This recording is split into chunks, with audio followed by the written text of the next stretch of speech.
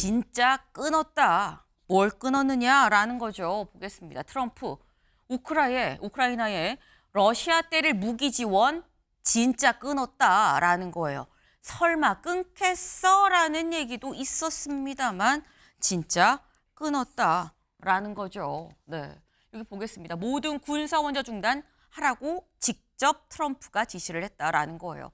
젤렌스키와 충돌이 있었던 지 4일 만에 조치를 직접적으로 취했다. 이 얘기인즉슨 우방도 말 안 들으면 다 제재할 수 있어라는 경고 아니겠느냐라는 얘기가 나옵니다. 근데 문제는 그럼 이렇게 지원이 끊긴 우크라이나가 괜찮냐라는 거겠죠. 다음 기사 볼까요?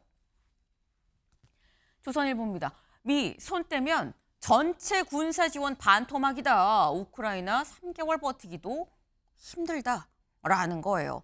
미국의 군사 지원을 지금 끊어라. 끊은 상태예요. 끊고 나면 우크라이나가 버틸 수 있는 시간 3개월이 채 안 된다라는 겁니다. 다음 저희 그래픽 같이 볼까요? 이 다음 그래픽. 이거죠. 지금 우크라이나에 들어가고 있는 미국의 지원이 어느 정도 되길래 그래? 여기 좀 보겠습니다. 2022년 2월 전쟁 발발 후에 이번 1월까지 들어간 돈이 총 659억 달러입니다. 우리 돈으로 96조 원, 한 100조 정도의 군사 지원이 들어갔다라는 거예요. 이게 금액도 금액입니다만 금액이 문제가 아니라 군사 지원하는 이 무기들을 좀 보면 여기 좀 나와 있죠. 지대지 탄도미사일 에이태크스 한 대에 100만 달러, 네, 14억 5천만 원입니다. 그리고 고속기동 포병 로켓 체계 하이마스입니다. 대당 50억 7,500만 원이라는 거죠. 어마어마하죠. 뭐 이것뿐만이 아니라 지금 뭐 장갑차 그리고 뭐 대전차 미사일 제블린 등등 다 지금 이 한 대당 가격도 좀 같이 나와 있어요. 그래서 되게 비싸네. 비싼 이유가 있죠. 성능이 고성능입니다. 공격력이 그만큼 러시아 무기를 깨트릴 만한 그럴 만한 공격을 갖고 있으니까 이 정도 가격이라는 건데 이 얘기인즉슨 미국이니까 지원이 가능한 무기들이다라는 게 될 거예요. 근데 이 지원이 다 끊겼다라는 게 되는 거겠죠. 그래서 오늘 새벽에 젤렌스키가 이렇게 입장을 밝혔어요. 뭐라고 얘기를 했느냐.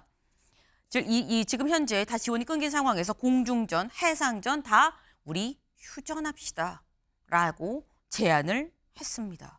물론 이 제안을 지금 받을 것이냐라는 생각이 좀 드는데 근데 문제는 정말 진짜 문제는 이거예요. 최수영 위원님. 이걸 보면서 느끼는 게 지금 우크라이나 상황도 상당히 심각하고 좀 중대하다라는 생각이 들긴 듭니다만 당장 우리나라 아까 제가 살짝 그 말씀을 드렸어요. 일면하면서 주한미군 철수카도 진짜 꺼낼 수도 있어 보이는데 라는 생각이 들거든요. 그래서 우리가 지금 얘기 나오는 게 자체 핵무장이 나오고 있는 거예요. 네. 우크라이나 사례를 보면서 아니 트럼프가 벌써 우리한테 한 적이 있잖아요. 우리 주한미군 한 부담금 우리 안 내고 한국이 다 내라. 네. 그래가지고 우리가 굉장히 그거 가지고 미국과 협상도 하고 그랬는데 지금 트럼프의 행보를 놓고 본다면은 현재 러시아와 접전 중인 우크라이나에게도 지원을 중단하겠다고 얘기하는 사람이 지금 장시간 휴전 상태로 있는 한국의 안보 상황에 대해서 우리 끝까지 우리가 책임져 주겠다 얘기할 가능성 거의 없어 보이잖아요. 그렇다면은 주한미군에 대한 방위 분담 플러스 그다음에 핵에 대해서도 우리가 언제까지 당신들 보호하겠느냐라고 얘기할 수도 있어요. 그렇다면 우리는 여기에 대해서 대책을 마련해야 하는데 사실상 우리는 지금 외교 체계가 무너져 있잖아요. 아직은 우리가 탄핵 정국으로 인해서 우리 외교 라인들이나 상황들이 아직 외국으로부터 정상적으로 인정받지 못하고 있기 때문에 안 되고 있기 때문에 이런 점에서 사실 정치권이 사실은 지금 뭐 조기 대선이니 이런 얘기들 하는 것보다 이 문제는 이건 정쟁의 문제가 아니잖아요. 그런 측면에서 자체 안보 문제, 그다음에 트럼프와의 협상력 문제, 그다음에 마지막으로 이럴 경우에 우리의 플랜 B, 자체 핵무장 어떻게 논의할 것인가. 이 문제는 심각하게 한번 고려해봐야 할 단계라고 생각합니다. 네. 자체 핵무장을 해야 된다 말아야 된다까지 가지 않더라도 일단 당장 이건 저희 입장에서는 발등에 불이 될 수 있는 거죠. 정말 주한미군 철수하겠다는 카드를 꺼낸다고 했을 때 플랜 A, B, C까지도 준비를 좀 철저하게 해둘 필요가 있겠다라는 건데 근데 지금 이 트럼프 대통령이 관심을 갖고 있는 게 우크라이나에 있는 뭐 히토리오만 관심이 있는 건 아니에요. 뭐에도 관심이 있느냐. 다음 기사 볼까요? 중국, 캐나다 즉각 보복 관세 전쟁 본격화입니다. 앞서 저희가 일면에서 상세하게 말씀을 드렸죠. 이 트럼프 대통령이 당장 국경을 맞대고 있는 캐나다, 멕시코에도 25% 관세 물렸고요. 정말 물린다고 했는데 진짜 물렸고요. 그리고 중국에 대해서도 10% 관세를 물렸는데 여기에 더해서 또다시 추가 10%를 했다라는 겁니다. 요즘 볼까요? 지금 중국이고요. 캐나다고요. 멕시코입니다. 세 나라가 다 우리 보복할 겁니다. 라고 얘기를 했고 두 나라는 실제로 보복 조치를 발표를 했죠. 멕시코는 5일, 오늘 중에 발표할 예정이다. 라고 얘기를 했는데 요길 좀 보겠습니다. 지금 상황이 이런 거예요. 미국이 캐나다, 멕시코에 25% 물렸어요. 물린다고 했고 중국이 10% 물리겠다라고 하고 2월 4일부터 물렸는데 그러니까 중국이 그래? 그럼 우리는 10% 받고 15% 물릴 거야 라고 얘기를 했어요. 그러니까 받아서 오늘 그래? 그럼 받고 우리는 10%에 10%더 오늘 추가로 10%더 부과하는 안을 서명에 이 행정명령에 사인을 했다라는 거죠. 주거니 받거니 주거니 받거니. 네. 그러면서 오늘 새벽에 트럼프가 이 얘기를 했습니다. 뭐라고 얘기를 했느냐. 이 캐나다 주지사 트리도에게 설명하라. 미국의 보복관세 부과하면 우리의 상호관세는 즉각 같은 금액으로 인상될 거다. 보복관세 물려봐. 우린 가만히 있을 거야. 라는 거, 가만히 안 있지. 라는 얘기인 거예요. 총리가 아니라 주지사라고 얘기를 했죠. 여기에 대해서 캐나다는 또 이렇게 얘기를 하고 있습니다. 트럼프 대통령 이 관세 이거 아주 어리석은 짓이다. 정당한 근거 필요성도 전혀 없다. 우리 WTO에 제소할 겁니다. 라고 밝혔다라는 거죠. 이게 참 보는 사람이 다 좀 조마조마해지는 그런 상황인데 문제는 이 파고가 분명히 우리나라에도 미칠 수밖에 없는 일이다라는 거거든요. 윤경호 위원님. 이게 멕시코, 뭐 중국, 캐나다에 우리 기업들 다 나가 있는데 우린 괜찮냐라는 거예요. 대표 품목들, 네. 반도체, 자동차 딱 집어가지고 한국산에 대해서도 몇 퍼센트. 이게 우리에게 쏟아질 수 있는 직격탄이죠. 그걸 피하기 위해서 삼성전자나 현대차, 미국의 현지 공장, 그래서 직접 거기서 생산하는 거. 근데 그걸로 지금 부족해요.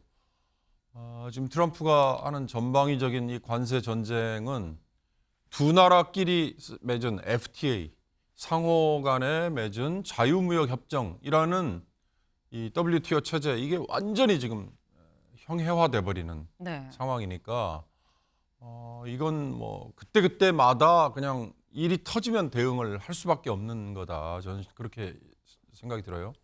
TSMC가 뭐 우리 이따가 다룰 겁니다.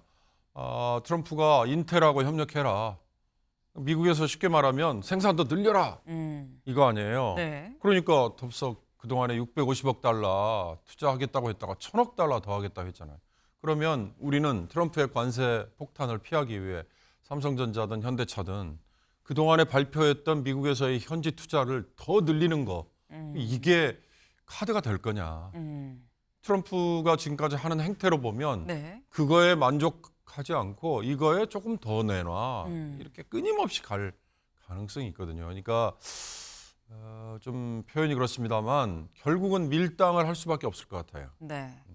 상황과 또는 여건에 따라 그리고 우리의 경쟁자에게 가해지는 압박에 네. 유사하게 우리도 준비를 하고 있다가 한꺼번에 왕창 내놨다가 저쪽이 만족 그래 이제 그만해 이렇게는 지금 나오지 않을 것 같으니까 그렇지만 다시 원점으로 돌아가자면 우리로서는 사실은 반도체와 자동차의 이런 관세 폭탄이 떨어진다면 네. 한국 경제는 정말 설상가상이 될 수밖에 없는 거죠.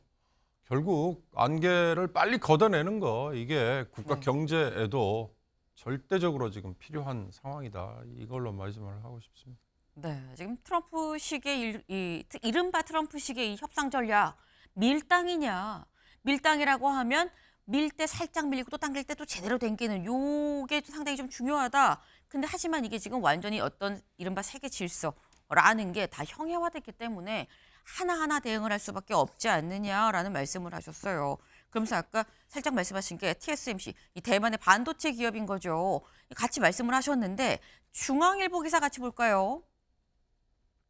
이겁니다. TSMC, 이 대만의 반도체 회사가 천억 달러 내밀자 146조 원에 해당하는 돈이에요. 어마어마한 돈이죠. 이거 우리 투자하겠습니다, 미국에. 라고 얘기를 하니까 트럼프 대통령이 뭐라고 얘기를 했느냐. 대만 침공 땐 재앙이다. 라고 얘기를 했다라는 거예요. 사실 이거 언뜻 보면 이건 윤경호 위원님. 그러니까 대만이 한 1,000억 달러치 안전을 샀다라는 생각이 드는데 근데 그렇다고 한다면 우리나라의 안전에는 트럼프가 과연 얼마를 매기고 있느냐라는 거거든요. 얼마가 되는 걸까요? 우선 한미 간에 지금 현안 중에 하나인 방위비 분담금이라고 네. 얘기되는 그러니까 주한미군에 주둔 비용이잖아요. 그거에 대해서 트럼프는 거의 숫자로 뭐 막무가내 밀고 들어오지 않습니까? 아마 한 10억 달러 정도일 거예요. 현재는. 그러나 이걸 뭐 10배 더 물리겠다라고 얘기를 하는데 아까 초두에 우리 최소영 의원이 잠시 언급을 했습니다만 주한미군이 그러면 철수될 수 있는 카드 네. 꺼낸다. 그다음에 그거에 맞서서 보수 일각에서는 그러면 우리는 핵무장 하자 그러는데 핵무장이라는 게 말로만 되나요? 미국이 모든 걸 다 쥐고 있는데 결국 한미 간에 이것도 역시 밀당이 먼저 이루어져야 우리는 핵무장이 가능한 거예요. 그냥 외쳐서 되는 핵무장은 아니에요. 물론 기술력은 우리가 확보돼 있죠. 뭐 여러 가지 여건도 네. 가능해요. 중요한 건 한미 간에 이거 역시 밀당해서 풀어주느냐가 키포인트란 말이죠. 그러니까 그게 훌쩍 건너뛰는 대안은 아니에요. 결국 경제에서는 삼성전자가 다시 그러면 우리도 1,000억 달러 미국에 투자할게 라고 얘기하면 한미 관계가 그러면 또 확 풀릴까. 다시 되풀이되는 얘기입니다만 결국 사안에 따라서 저는 접근을 할 수밖에 없는 거다. 사안에 따라서. 그러니까 TSMC는요. 대만에 대해서 중국 공산당이 자기들 공산당 창립 100주년에 맞춰서 대만을 사실상 우리가 장악하겠다라고 공언을 해왔단 말이에요. 네. 시진핑이 지금 그게 올해란 말이에요. 그리고 2029년까지 이 기간 중에 그러면 정말로 재래식 충돌을 포함한 뭔가가 생길 경우에 미국이 거기에 낄 거냐 말 거냐. TSMC가 저렇게 미국과 손을 완전하게 잡음으로써 그런 거에 대한 일종의 군사적으로 얘기하는 인계철선. 그러니까 서로 연계가 돼 있는 네. 와이어를 하나 확실하게 묶어놓은 거죠. 우리도 역시 그런 식의 와이어를 묶어놓는 건 기업이 될 수밖에 없다. 삼성전자와 현대차가 그런 점에서 고민스러울 겁니다. 네. 결국은 그 와이어는 기업이 될 수밖에 없지 않겠느냐라는 겁니다. 이 안 그래도 경기 침체로 힘든 상황에서 기업들의 어깨에 자꾸 뭔가가 얹어지고 있는 형국이 아닌가라는 생각이 좀 드는데 이럴수록 정부 차원에서 그럼 어떻게 기업과 함께 손을 잡고 지금의 이 파고를 넘길 수 있을 건지에 대한 손잡고 같이 넘길 수 있을 건지에 대한 고민을 좀 더 깊게 할 필요가 있지 않나라는 생각도 좀 같이 해봐요.